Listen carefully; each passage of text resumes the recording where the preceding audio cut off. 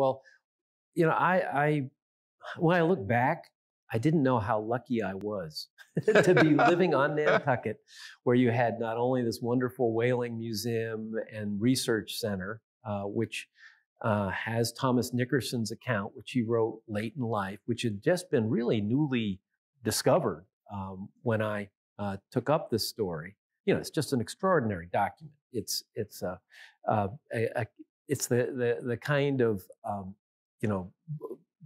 book you get at a stationery store today. You know, where he had written out his account of it and even done wonderful drawings of the event. You know, so to hold that in your hand is extraordinary. But there's also the Athenaeum, which has its own great archive. The newspapers had just been recently microwaved, right? Indeed. Microfilmed.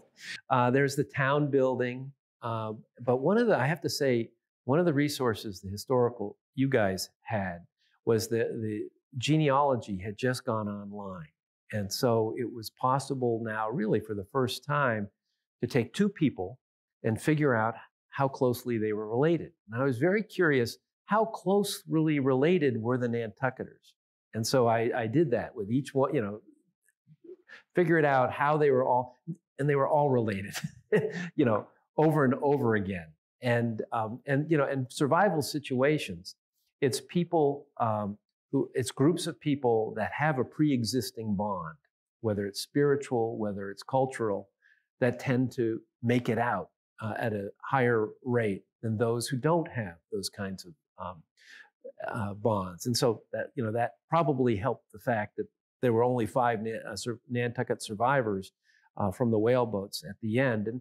But the other thing, I went to Mystic Seaport and spent time in the Charles W. Morgan, the last remaining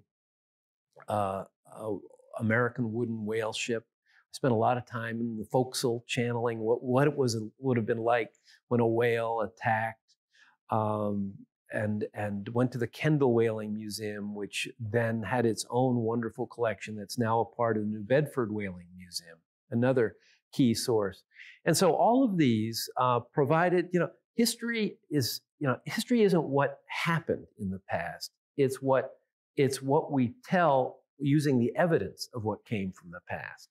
You know, you don't know everything about what happened. You just have these artifacts from the past, whether it's a journal, a letter, a newspaper account, all of these kinds of things. And you take that all together. You know, there was even crew lists here that the NHA had, all sorts of this stuff. You take this all together, and it's the historian's job then to try to tell the story as best you can, being truthful to what historical accounts you have. And inevitably, they disagree in some instances between Chase and Nickerson. That happened. And then you have to make the judgment call who to believe.